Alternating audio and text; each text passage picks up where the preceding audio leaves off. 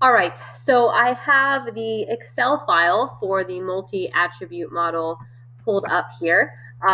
You can pull down this same spreadsheet from the Chapter 4 content folder on Georgia View and walk through it with me if you would like. But just to recap what we started talking about in the first video for this lecture, the multi-attribute model is used by retailers to try to summarize how customers evaluate the alternatives that they identified in the information search stage of the consumer decision-making process.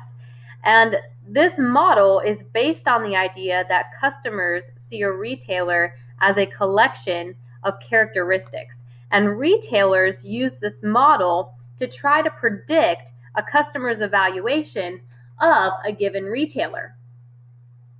And so we're going to talk about, in this example, how people choose fast food retailers. So let's say I'm Panera Bread, and I want to know how I compare against McDonald's and Longhorn Steakhouse and which audience is likely to eat at my restaurant, and maybe I can see if there's an audience that I want to specifically target for my restaurant. So as you can see over here, we need to look at a couple of different characteristics. So on our left, right, the characteristics are value, speed, assortment, and food quality. All right. Now, customers don't obviously walk through this process by filling out the model every time they make a purchase, but it does happen internally on some level. So let's pretend, like I said, we're Panera Bread and we're trying to work through this. We need to start by looking at importance weights for different audiences. Okay? So if I'm a college student, on a scale of 1 to 10, how important is value for price? Now, I'm going to plug in some numbers here to give us an example, but like I said, you've got the spreadsheet. You can play with this and manipulate numbers and work through it on your own. But I'm going to assume that for a college student, value is fairly important. So let's say it's a 7 on a scale of 1 to 10. How important is speed for a college student, speed of service?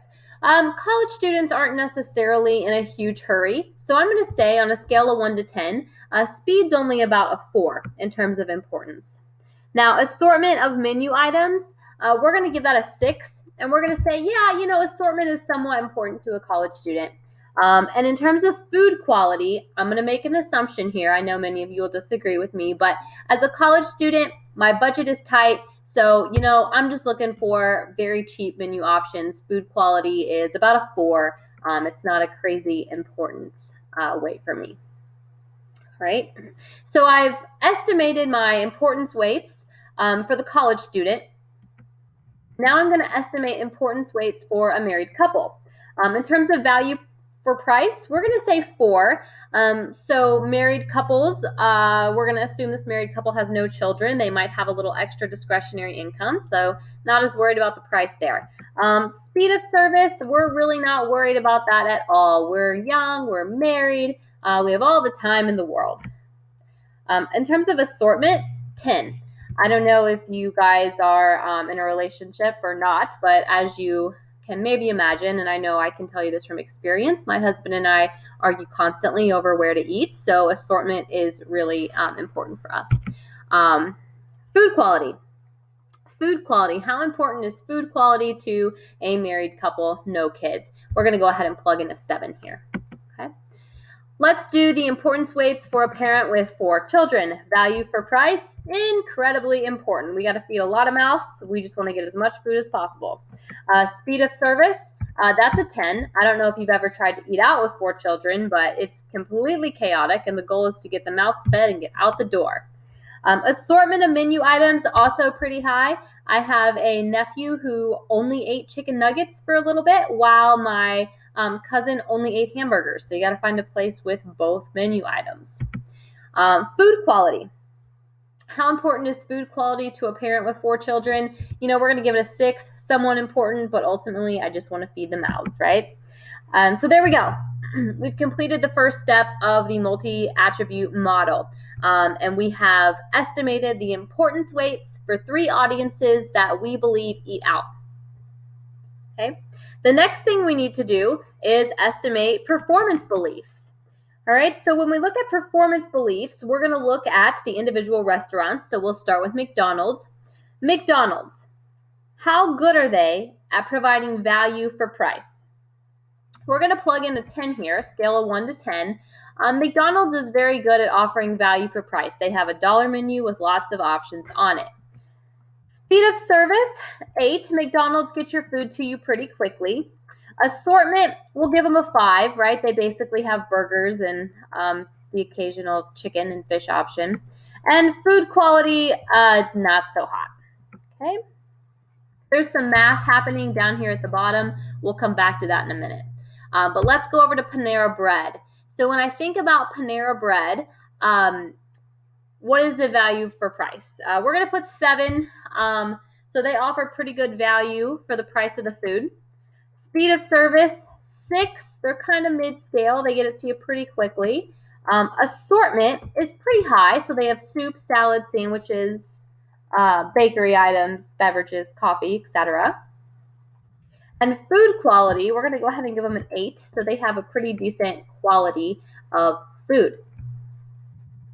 Okay. Let's do the performance beliefs for Longhorn real quickly. Value for price, 3. It's very expensive. Speed of service, 3. Longhorn prefers people to linger at the table. Right. Assortment of menu items, 8. They have a pretty wide variety: chicken, steak, shrimp, scallops, etc. And then their food quality, we're going to put them at a 10, right? So they're a steakhouse, so they have a pretty good quality there. Okay. So just to recap what I've done, I've identified importance weights of these characteristics to this group of people. And I've also identified performance beliefs based on those same characteristics per restaurant. We're going to come down here now and look at this overall evaluation. You do not have to worry about how the math is calculated. You just have to know how to read the output. All right, so I'm going to look at my college student line, and I'm going to look at where the highest number is here. All right, so based on this multi-attribute model, college students are most likely to eat at Panera Bread. Let's look at our young married couple here. Right, highest numbers in this column. So my young married couple is most likely to eat at Longhorn Steakhouse. Let's look at my parent with 4 children. Highest number is here. So they are most likely to eat at McDonald's. Okay, now if I'm looking at this model and I'm looking at my college student, McDonald's is a very close second. Right? And if I look at my parent with 4 children, Panera Bread is a very close second. Now remember, I'm pretending that I work for Panera Bread. So I know that college students choose my restaurant. I know that married couples aren't really likely to choose it.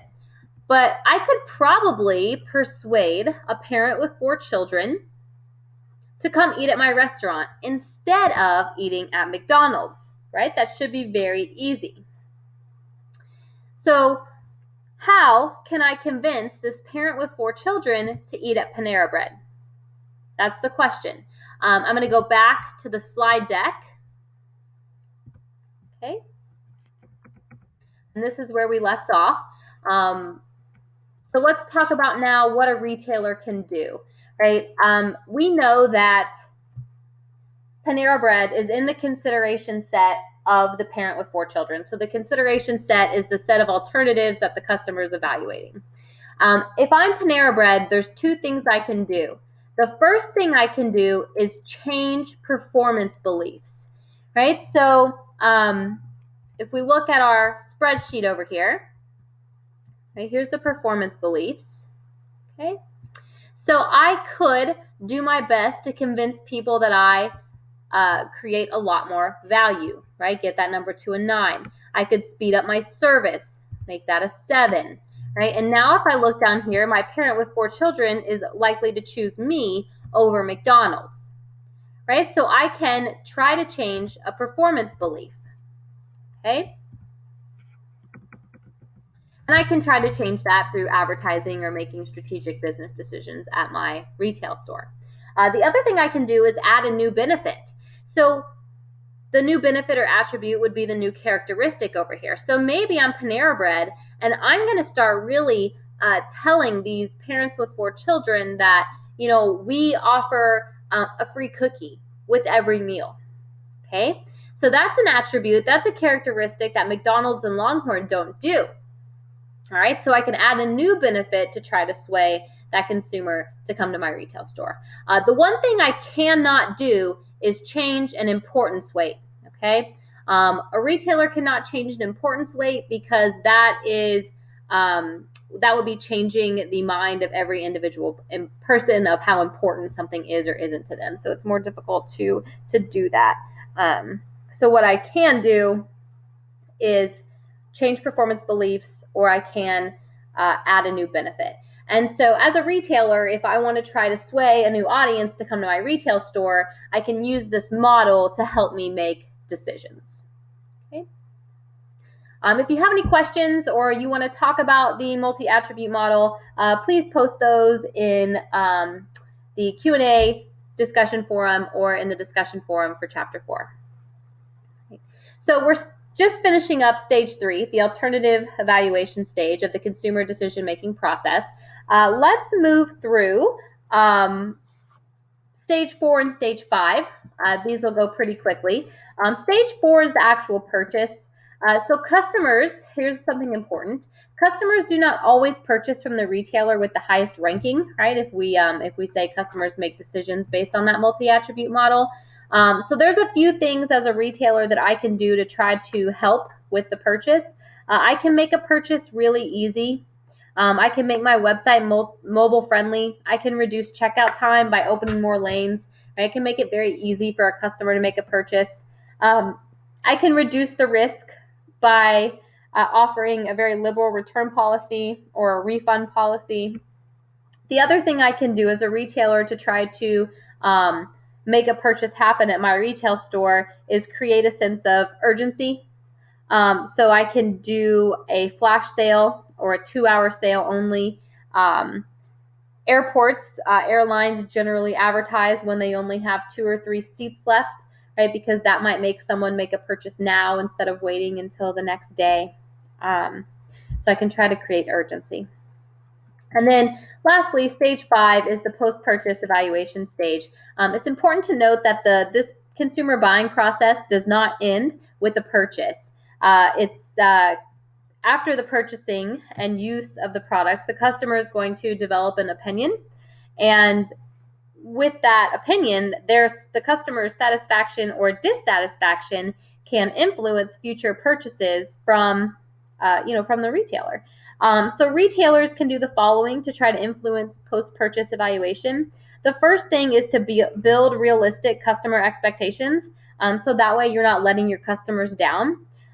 So make sure that they know what they're purchasing, and there's no hidden fees or anything like that. Some retailers will provide use and care information for a product, teaching customers how to use the product effectively and properly can reduce some risk and make the customers happy with their purchase. And then finally, providing guarantees or warranties to the customer to try to make sure that they feel comfortable with the purchase. The last thing is to stay in contact. So it's very easy for a retailer to make contact periodically with their customers to see if they're satisfied. And that often happens through email. Sometimes a department store will actually make a phone call to the customer after a purchase to just say, how are you liking that new purchase? Is there anything else we could help you find? Okay. So we've gone through now 5 stages of the consumer buying making process, and we've talked consumer buying process and talked about how important it is for the retailer to be involved in all stages of the process, but most importantly, how to be involved and active in the information search stage. So I want you to think about this question here, and you can talk about it in the discussion board for Chapter 4. But consider your own consumer buying process for the last thing you purchased, and walk through that buying process by discussing each of the steps. But don't think about it as a consumer. Think about your experience with the retailer. And it could be a service retailer, like when you purchased your summer class here at Georgia College, or it could be a general merchandise retailer, maybe the last time you bought toilet paper. So think about how the retailer was involved and if they did a good job of being actively involved, or if there were things they could have done better.